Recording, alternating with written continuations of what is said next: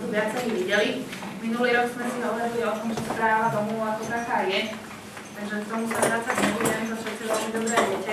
Dneska som si pre vás pripravila tému tvorba a čerpanie fondu prevádzky, výdržby a oprav. Ja to budem zjednodušene teda nazývať fond oprav, ale všetci budete vedieť, o čom hovorím. Stručne si prejdeme naozaj tú legislatívu, aby sme na základe nej potom mohli vychádzať pre odpovede na vaše otázky. Takže zákon o vlastníctve bytov a nebytových priestorov nám priamo identifikuje tento fond, identifikuje nám to, na čo slúži, na čo sa používa, takisto nám hovorí o tom, akým spôsobom sa čerpá a samozrejme, akým spôsobom sa aj naplňa. Na to, aby sme mohli čerpať, musíme najskôr to fondy naplniť, čiže budeme sa najskôr venovať otázke príjmu do fondu oprav. A teda vy, tí, čo robíte správu domov, určite si to pamätáte, tí, čo sa s tým stretávate až teraz, tak to len tak stručne pripomeniem. Fond oprav kedysi bol taký, že sa ľudia na tom mohli dohodnúť. Samozrejme, ľudia sa väčšinou dohodnúť nevedeli, takže potom boli rozbroje, že či sa budeme podieľať na byt, alebo ja neviem, akým spôsobom. No a teda, aby tieto konflikty a rozbroje v domoch nevznikali, tak zákonodárca určil, že sa budeme podieľať nejakým pomerom. A ako východisko na pomer, ktorým sa budeme podieľať, stanovil tzv. Spoluvlastnícky podiel. Je to v podstate taký pasívny pojem, ktorý niektorí si nevedia, čo pod tým predstaviť. Ja tomu hovorím, sú to tzv. Metre štvorcové. Veľakrát sa aj o tom hovorí, že koľko sme si schválili na metr štvorcový, čiže je to pomer, čiže nejaký zlomok, akým pomerom sa podielame na celkovom bytovom dome. Čiže máme nejaký svoj majetok v metroch štvorcových, mysliac tým nie samozrejme len byt, ale ak vlastníme k bytu nejakú pivnicu, kočku, ktorá je súčasťou nášho vlastníctva, tak do toho spoluvlastníckeho podielu potom pripočítavame aj túto časť. Áno. V pomere voči celkovej ploche v dome. To je ten spoluvlastnícky podiel. No a teda zase, boli hádky v dome o tom, či sa budú na fonde oprav podielať balkóniarko alebo nebudú, pretože veľakrát vznikali škriepky kvôli tomu, že keď financovať robíme zateplenie, chceme urobiť samozrejme kompletne, takže aj balkóny zatepliť, vyspraviť alebo čokoľvek iné. No a ľudia opäť veľakrát sa nevedeli dohodnúť, takže zase zákonodárca stanovil, že aby tieto škriepky neboli, tak povedal, že aj balkóny, terasy a lóžie sa budú podieľať. No a keďže tam nie je úplne rovnaké využitie toho balkóna, že nie je porovnateľné s tým, akým spôsobom môže tam byť, tak stanovil 20% plochy balkóna. To znamená, že mám nejakú veľkosť môjho spoluvlastníckeho podielu, k tomu pripočítam 20% plochy balkóna. Toto už bolo samozrejme stanovené aj pred poslednou novelou, pretože ani tento zákon sa novelám nevyhýba, ale už je teda niekoľko. No a posledná, ktorá je účinná od 1.10.2014, nám priniesla jednu takú zmenu, kde teda zákon povedal o dohľadnej miery užívania vlastníctva nebytových priestorov a garáží.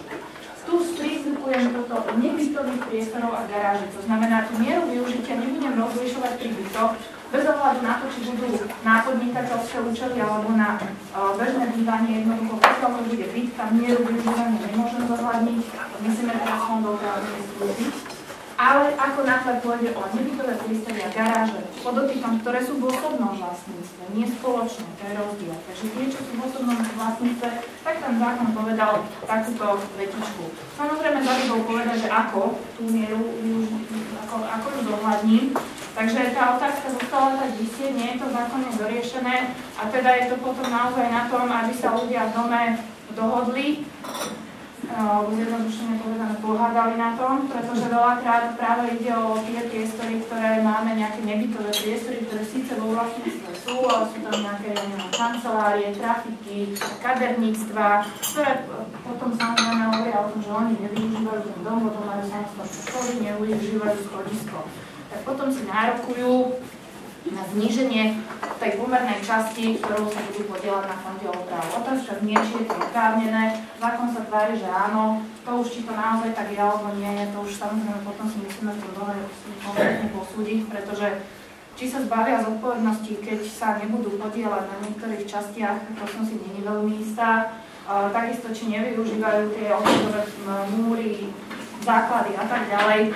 Takže naozaj na zváženie, že koľko by mali sa podieľať, toto nám zákon nestanovuje. Ja k tomu jediné, čo môžem povedať, keď neexistuje žiadna normálna konštruktívna debata v tom dome, skúste si tam privolať znalca, súdneho znalca, ktorý aspoň do istej miery vie určiť nejakým výpočtom, nejakým posúdením tú mieru využitia. Je to síce náhle ľahšie, samozrejme za takéto znalosti posledne sa musí zaplatiť, ale je to aspoň nejaký argument, ktorý môžete tým vlastníkom následne predložiť a na základe ktorého môžete potom tie diskusie ďalej nejak rozvíjať. Tomuto viac nejak radšej hovoriť nebudem. Čo poviem, tak keď sme si povedali na tom, alebo zákon nám určil, akým spôsobom sa podielame, tak aspoň o jednom môžu ľudia rozhodnúť, že to je tá konkrétna výška, čiže koľko na tú moju jednotku spoluvlastníckeho podielu budem platiť. Či to bude 50 centov, 1 euro, podľa toho samozrejme podľa tých potrieb domu.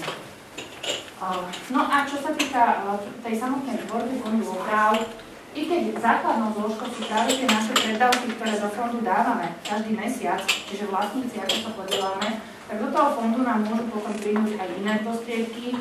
Také najčastejšie a dosť významné bývajú práve príjmy z prenajmu. Veľakrát tie bytové domy majú nielen osobnom vlastníctve priestory, ale majú aj tie spoločné priestory, čo sú nejaké bývalé kočikárne, práčovne a rôzne iné priestory, ktoré samozrejme teraz už nevyužívame a ak majú možnosť domy, tak ich potom dávajú do prenajmu a môžu z týchto peniažkov čerpať.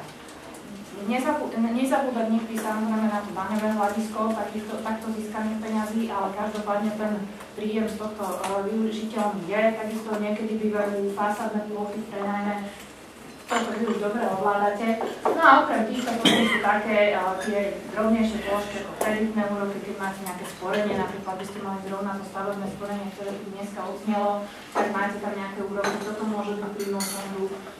Ďalej zmluvné pokuty, úroky, pokiaľ máte nejakých neplatičov, alebo aj splnení od svojich dodávateľov, pokiaľ také je relevantné. No a výťažky z exekúcií z dražieb, opäť tá pomerná časť, keď bol nejaký neplatič, pomerná časť, ktorá sa týka toho fondu, ktorý príjmovi teda do fondu prevázky. No a keď už vo fonde peniaze máme, tak ich môžeme teda aj čerpať. No a to, na čo ich čerpáme, zase nám stanovuje legislatíva. V zásade ide o prevádzku, údržbu, opravy, obnovu, modernizáciu a rekonštrukciu. Zákon nám presne definuje jednotlivé tieto pojmy, ale čo je najdôležitejšie? Čoho? Prevádzku čoho? Údržbu čoho? Toho nášho bytového domu a čo je to najdôležitejšie, najrozhodnutejšie slovíčko je to spoločné. To znamená, je rozdiel, či mám byt a teraz tam mi tečí sprchovací kút, to nie je spoločné. To je moje, čiže to je to moje osobné vlastníctvo, to z fondu opravdu nebudem teda financovať, i keď v niektorých domoch som to už videla, že mi to správne zabezpečil, ale teda nie je to správne. Ako náhle sa bavím o spoločných peniazoch, riešim z toho spoločné zariadenie a časti domu. A potom už spomenuté balkóny, loďie, terasy. No a aby sme mali možnosť nejakým spôsobom s ľuďmi komunikovať aj o veciach, ktoré síce sa netýkajú spoločných častí a zariadení, ale dajme tomu, keď chceme urobiť komplexnú obnovu, tak budeme hovoriť, tak jak tu pani Níňová spomínala, že keď chceme ísť šoféra dole, musíme mať aspoň 80% vymenených okien. No a čo s tými oknami? Veľakrát tých ľudí nevieme presvedčiť, no a práve toto môže byť dobrý argument. Dočasné použitie fondu. To znamená, i keď síce nie je to spoločné zariadenie a teoreticky nie je možné z tohto fondu financovať, mám možnosť použiť dočasné prostriedky a zafinancovať to týmto spôsobom. A potom následne, či už formou splátok alebo jednorázovej návratnej sumy, to do fondu vrátim naspäť. Je to taký celkom dobrý manéver pre nejaké zrealizovanie svojich zámerov, aby sme teda s tými ľuďmi mohli komunikovať jednoduchšie. No a teraz si poďme povedať ešte o tom, že nie je jedno, akým spôsobom sa dohodneme na tom, ako budeme fond stvoriť. Nemôžeme sa stretnúť niekde na káve a povedať si, koľko chceme platiť.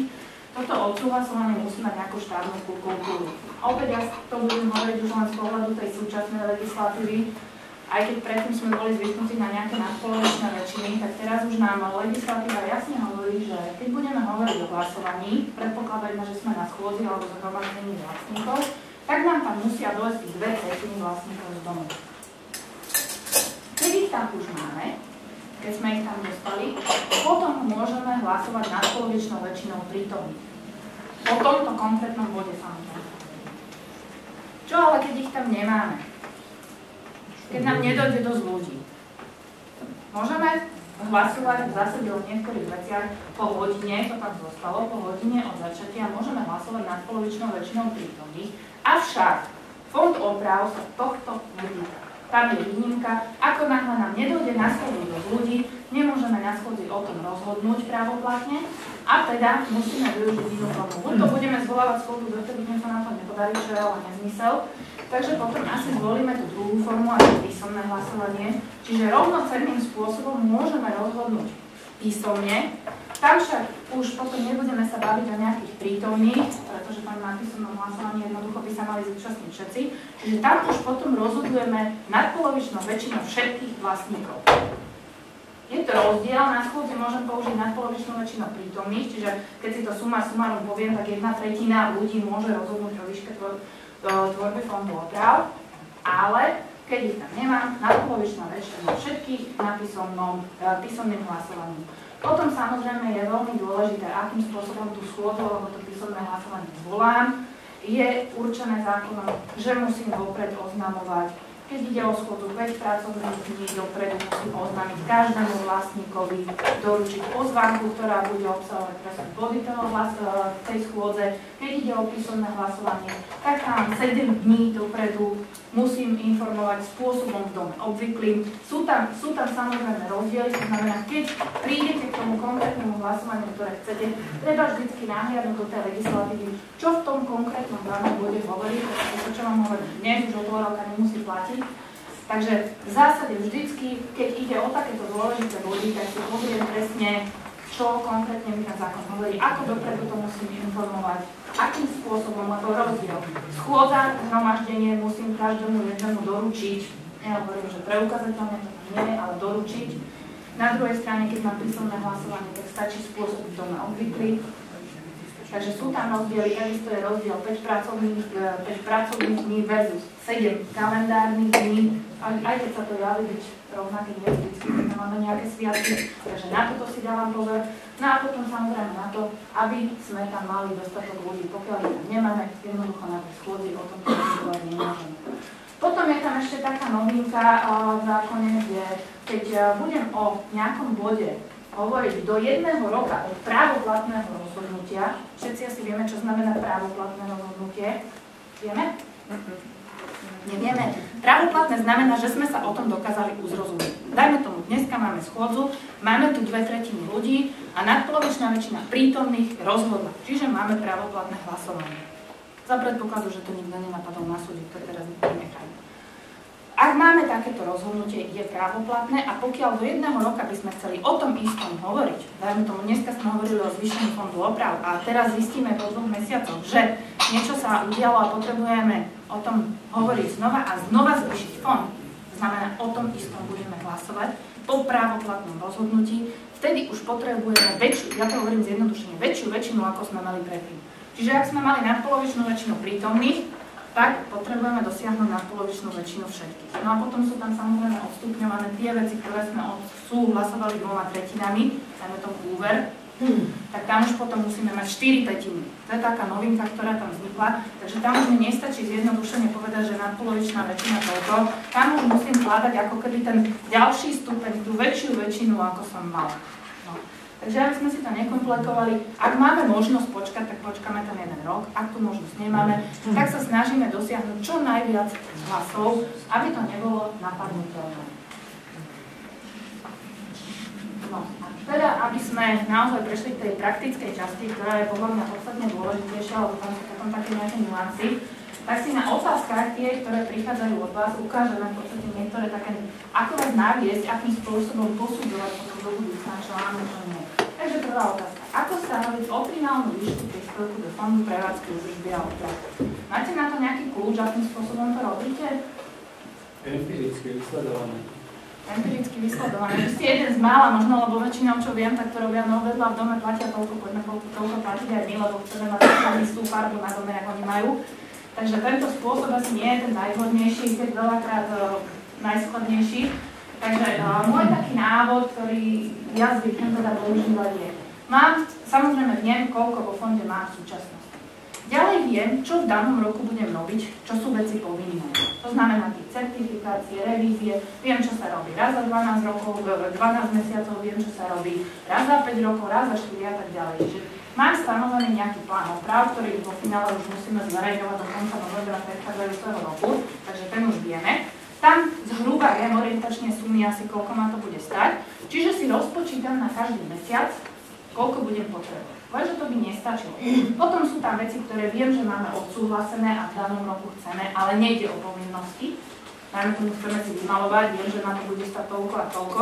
Takže do tej výšky zohľadním aj túto časť.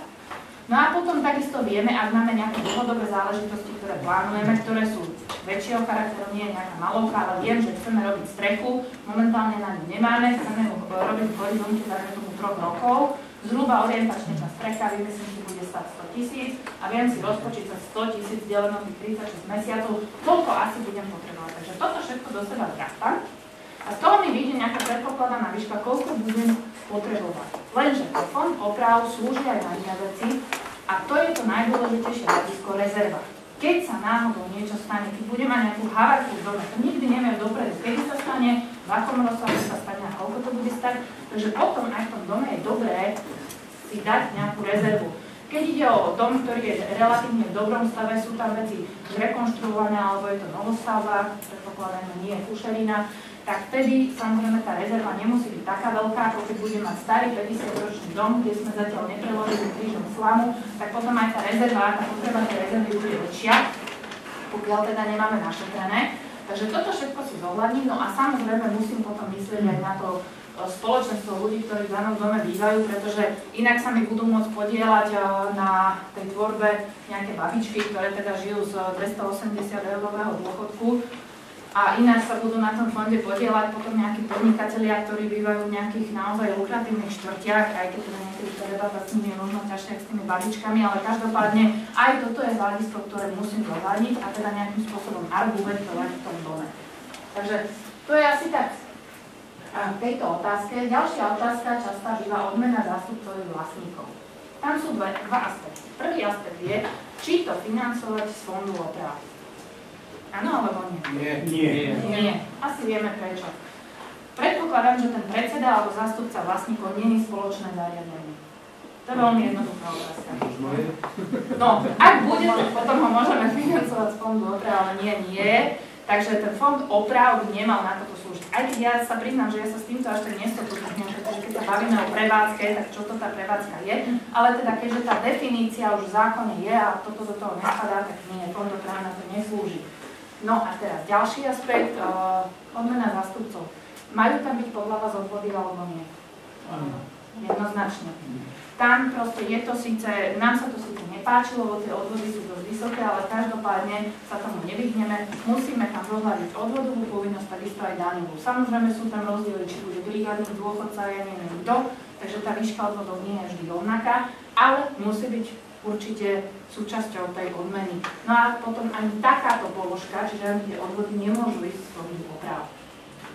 Môžem do toho vstúpiť? Môžete. Obvykle poznám veľa subjektov, je to súčasťou fondu oprav. Áno, veľakrát to takto robia. Strašne veľa. Viete čo, veľakrát to takto robia, ja viem, ja sa s tým stretávam, ono, malo by to byť v podstate súčasťou služieb. Ja sama sa s tým nestotožňujem, pretože prevádzka, viete, tá definícia pojmu prevádzka je v zákone o vlastníctve iná ako tu, ale v zásade vidíme z tej definície, ktorá tam momentálne je, takže by to mala byť osobitná položka. Buď to zahrnutá do poplatku za správu, čo u spoločenstiev vlastníkov zväčša tak aj môže byť, alebo áno, buď to tam, alebo potom samostatne riadok odmena zástupcov vlastníkov. Alebo už nazvite si to akokoľvek, ale v podstate to ide ako z časti služby. No, ďalšia otázka. Ako postupovať, keď majiteľ bytu oficiálne podniká v byte? Mal by inak prispievať do fondu oprav? No čo mi na to poviete? No, a prečo? Ako formou by sme ho dokončili? Počkajte, ja sa pýtam prečo. Ja sa pýtam, prečo by mal prispievať iným pomerom do fondu ako majiteľ bytu, ktorý nepodniká byt. Lebo tam Nemal, pretože na základe čoho by sme to chceli argumentovať? Zákon nám jednoznačne hovorí o tom, že v byte sa podľa spoluvlastníckeho podielu a plus teda je. tá vykonáva podnikateľskú činnosť a mal by, lebo on v podstate je to jeho... Nie, zákon to nepodporuje, jednoducho je to podľa výšky vlastníctva. Vy, čo zohľadňujete, je miera využívania, dajme tomu, keď bude používať výťah, tak tam mu to zohľadňujete. Nebudete brať jednu osobu, že používa výťah, ale sa s ním dohodnete, že to používa 5 osôb. 8 mesiaci. Áno. Tam zohľadňujete mieru využívania, ale čo sa týka toho jeho vlastníctva, pokiaľ ide o byt, vy nemáte zákonnú podporu, ako mu to zohľadiť. Ani nie, prečo? Za to, že na tom podnikanie znamená, takisto niekto môže prenajímať byt, ale nie je to na podnikanie, prenajíma to len ako toto. A prečo by mal platiť do fondu viacej? Na základe čoho? Viete, má také isté vlastníctvo, takú istú zodpovednosť, takže zákonnú podporu to nemá. Opäť zohľadňujem byt. Ak tam bude nebytový priestor alebo garáž, tak už ma zákon núti, aby som tú mieru používania zohľadnil aj pri fonde oprav. Dobre, takže tu hovoríme o byte, keď bude nebyt alebo garáž, tam to už zohľadiť musím, ale neviem ako. Ďalší dom. Bytový dom má 4 vchody, v jednom vchode máme výťah. Sú obyvateľia vchodu bez výťahu povinní prispievať na údržbu výťahu? Nie. Áno. No, áno, aj nie. Kľud, dobre? Áno, aj nie. Čo sa týka služieb, tam mu to zohľadňujem, pretože tam asi nebude platiť za tú elektrickú energiu. Ale opýtam sa, keď ako vlastník domu, alebo vlastník v dome jedného bytu, mám zodpovednosť zo svojho vlastníctva, zbavím sa zodpovednosti tým, že to zariadenie je vo vedľajšom vchode? Zbavím sa mojej zodpovednosti? Keď sa napríklad užívaním výťahu niečo stane, zbaví ma to zodpovednosti? Nie. Takže je v poriadku a takisto aj legislatíva toto podporuje, že každý jeden vlastník, čo sa týka spoluvlastníckeho podielu, má prispievať do fondu aj v takomto prípade. Mieru využívania zohľadní v tej časti, čo sa týka služieb, to znamená tá elektrická energia, prípadne tá pravidelná údržba. Tam to zohľadní. Vo fonde oprav nie. Kedysi, neviem síce číslo predpisu, ale kedysi legislatíva sama, nie zákon do 182, ale iná legislatíva v oblasti výťahu hovorila o tom, že napríklad na prízemí a na prvom poschodí ľudia na výťah neprispievali. To bolo ešte v nejakom roku 2006 alebo 2000 zrušené, takže už ani tam nemáme tú podporu, čiže jednoznačne tam potom naozaj nemôžeme na takýmto niečím ani uvažovať. Hlavne kvôli tej zodpovednosti. No, naša ďalšia, posledná otázka a potom prezidentným vašim. Je možné z fondu oprav financovať okná v bytoch alebo pivniciach, ktoré sú v osobnom vlastníctve? Nie. No, opäť poviem, áno aj nie, pretože v zásade nie, lebo nie je to spoločné, ale môžem využiť to dočasné použitie. No, ale môžem dočasne použiť, aby som pomohol ľuďom, aby sme to dokázali jednorazovo zafinancovať. Ale musím to tam následne nahradiť, či už jednorazovo, alebo splátkami na základe dohody s ľuďmi, ale týmto spôsobom. Pivnice sa považujú za spoločný priestor tam, kde... Nie vždy. To je rozdiel v jednotlivých bytových domoch. Niekde to máte ako súčasť bytu a máte to v osobnom vlastníctve, tam potom platí to, čo som povedala. Ako náhle to budú spoločné priestory a máte tam nejaké platky, kde máte to predelené, ale sú to že spoločná hala, tam potom o tomto nehovoríme, je to spoločná časť a tamto samozrejme z fondu oprav môžeme financovať. Tu sme hovorili o osobnom vlastníctve, to čo mám ja byť a teraz je rozdiel, či budem mať trojizbový na kraji, kde budem mať tých okien neuveriteľne veľa a potom vedľa mňa bude babička, ktorá bude mať garzónku a bude tam mať 1,5 okna, takže tam by bol dosť veľký nepomer. Takže ani kvôli tomu, aj keď je to súčasť fasády, ale nie je to spoločné. Dobre? Ďalšia otázka? Chcel by som sa len spýtať, ste hovorili, že sa to prispievajú podielom na celkovej tej ploche domu. Keď si zoberieme podiel tej časti príspevku na fondu GEO, áno, a zoberieme si list vlastníctva, tam mi to bolo vysvetlené, že v tom liste vlastníctva, jak som aj pozeral, tam je, že podiel toho vlastníka, že 3220/24 neviem koľko. A teraz, keď to dám do pomeru, tak dostanem číslo čem? 1,8, 2,2 a podobne. A nedáva mi to nejaký zmysel. Akým spôsobom teda, ja sa mám z toho tak povedané, vysumáriť, aby som to vedel presne určiť, keď nemám žiadny iný podporný doklad okrem nejakého projektu k dispozícii. Takto, sú dva druhy listov vlastníctva, v zásade dva druhy. Jedno, tak ako ste povedal, 32 000 neviem koľko, lomeno 47 000 neviem koľko, tak tam potom, to síce nie je v metroch štvorcových, ale v milimetroch myslím, tak tam potom v podstate vám to predstavuje veľkosť jeho vlastníctva, len si tam dáte desatinu čiarku a bude tam mať, dajme tomu, 32 metrov štvorcových ku celkovým metrom štvorcovým. Čiže to sú tie jeho metry štvorcové. 0,0. No. Dobre. Potom je druhý druh listov vlastníctva, kde takto to nemáte, sú tam 10 000. Tam sa to potom samozrejme zleučuje, tam potom vychádzate z nejakého geometrického plánu, kde si vy vydedukujete, koľko je alikvotne tá 10 000, koľko je celok a z toho, koľko tá jeho časť je a premeníte si to na jednotky metrov štvorcových. A v zásade to, čo je v liste vlastníctva zapísané, by malo korešpondovať s tým, čo vy evidujete ako jeho metre štvorcové.